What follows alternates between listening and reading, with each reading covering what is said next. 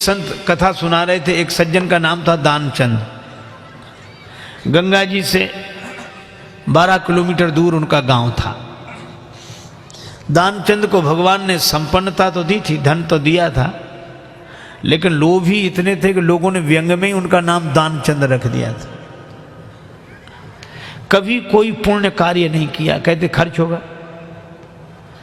तो पत्नी ने कहा कि गंगा जी नहाया 12 किलोमीटर दूर हैं, इसमें क्या खर्च हो रहा है, चले जाओ। सवारी की भी जरूरत नहीं, पैदल पैदल चले जाओ, पर गंगा जी तो नहा लो। ठीक है, बहुत कहा तो सोचा जीवन में एक बार गंगा जी नहा लें, क्या हर्ज है, 12 किलोमीटर दूर है गंगा जी, जा पैदल पैदल गया, खर्चा कौन करे सवारी। अब गंगा जी किनारे पहुंचकर सोचा घाट पर नहीं जाएंगे, वहां पंडा लोग रहते हैं, पंडा कहेंगे कि दान दो। तो मुर्दा घाट पर गए।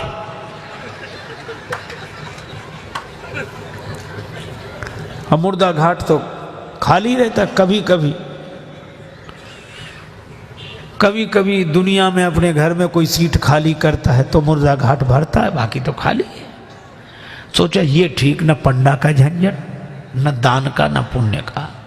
गए सो कपड़े उतारे, इधर उधर देखा कोई नहीं है, सोचा डुबकी लगा ले। सो जैसे ही प्रवेश किया, डुबकी लगाई। अब कथा बड़ी सुंदर है, भगवान को हंसी लगी कि इतना लोभी आदमी नहीं देखा। तो भगवान ने सोचा कि चलो आज हम इसको छकाते। तो दानचंद ने देखा इधर उधर कोई नहीं था, पर गंगा जी में जैसे ही डुबकी लगा के और बाहर निकले, वैसे ही पंडा के रूप में भगवान उपस्थित। यजमान की जय हो।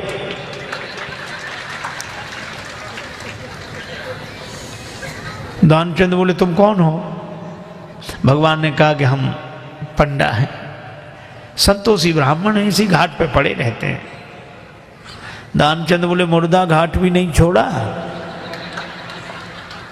पंडा जी बोले हम संतोषी ब्राह्मण हैं और घाट पर तो और पंडा लोग रहते हैं, हम तो यहीं पड़े रहते हैं, और हमारे लिए कोई ना कोई आप जैसा यजमान आ जाता है, एक एक वर्ष तक का खाने पीने का इंतजाम कर देता है।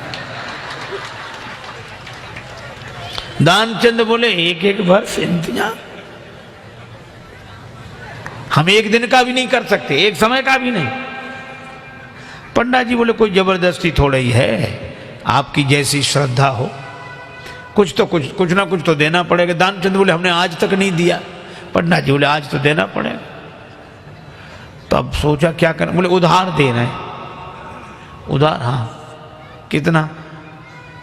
बस वो एक धेला, उन दिनों चलता था, एक धेला, बस 1 पैसा। भगवान ने कहा चल दिया, तो संकल्प करा लिया, 1 धेला उधार देकर 12 किलोमीटर गया, नहाया, फिर 12 किलोमीटर पैदल चलकर आया। शाम होने को आई, थका हुआ दानचंद बेचारा घर में भीतर सोने ही जा रहा था। तब तक दरवाजे पे आवाज आई, यजमान की जय हो। दानचंद का देखो कौन है। पत्नी बाहर गई, देख कर आई और बोली किसी पंडा से कुछ देने के लिए कहे आए थे? दानचंद बोले कहा था। बोले आ गए, बाहर आई हैं। दानचंद बोले आ गया वो? हाँ। दानचंद बोले कि कह दो कि अभी दानचंद बीमार हैं, 2-4 दिन बाद आना।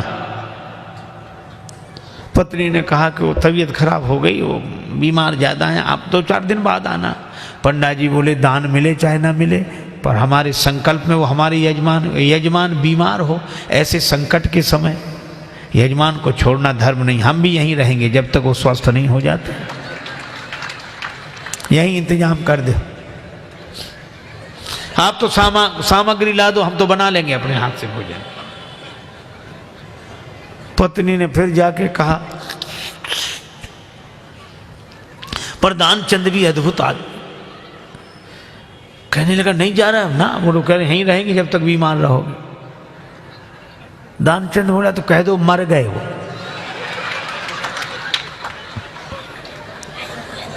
तो ये ऐसे कैसे कह दें? दानचंद बोले तुम कह दो हम श्वास रो के पड़े रहेंगे। पत्नी ने झूठे जाकर रोते हुए अभी अभी चले गए, वो समाप्त हो। पंडा जी बोले चले गए, मर गए। अरे राम राम, लेकिन यजमान का जब तक अंतिम संस्कार ना हो जाए हम कैसे जा सकते? और तुम कहां बुलाती फिरोगी लोगों को, गांव इतना बड़ा, हम ही सबको खबर किए देते हैं। अब पत्नी बहुत कुछ, सुनो सुनो पंडा जी, तब तो अमित रूप प्रगटेते ही काला, पूरे गांव में कह दिया कि दानचंद चले गए चले गए।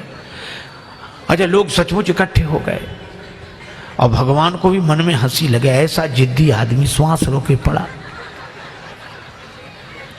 लोगों ने उसे मुर्दा समझकर उठाया। अब उसकी पत्नी रोवे, और वो सही में रोवे, वो कहे ये मरे नहीं हैं। और गांव वाले कहते जाने वाला तो गया, ये तो तुम्हारा मोह है। वो कहे कि नहीं मरे, गए वो तो। वो बेचारी रोती रही, कौन सुने। दानचंद को उठा लिया, बांध लिया, और वो भी बंध गया। भगवान ने कहा कि हद हो गई, ऐसा आदमी हमने नहीं देखा। भगवान को लगा कि सब हमसे हार जाते हैं, आज हम हार गए इससे। ले गए, चिता पर रख दिया, अग्नि लगने वाली थी। भगवान ने कहा ये मर जाएगा लेकिन देगा नहीं कुछ।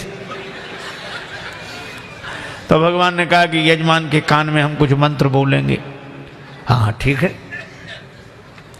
सो भगवान ने कान में कहा, आया हूं बैकुंठ से तुम हित नाता जोड़। भगवान ने कहा कि हम हार गए, हम भगवान हैं, बैकुंठ से आए, तुमसे नाता हमने जोड़ा। सो पंडा ने जो कहा कि आया हूं बैकुंठ से तुम हित नाता जोड़, तो दानचंद ने सोचा ये तो भगवान है। सो आंख खोली, और जो आंख खोली तो वही पंडा, और जो पंडा को देखा तो फिर आंख बंद कर ली। भगवान ने कहा कि हम तुमसे कुछ नहीं लेंगे, मांग ले हो वरदान कछु, तुम ही हमसे कुछ मांग लो। तो दानचंद क्या बोला, बोले धेला दीजिए छोड़, बस वही छोड़ दो और कुछ नहीं चाहिए। अब बोलो, ये लोभ की अति, इतनी अति।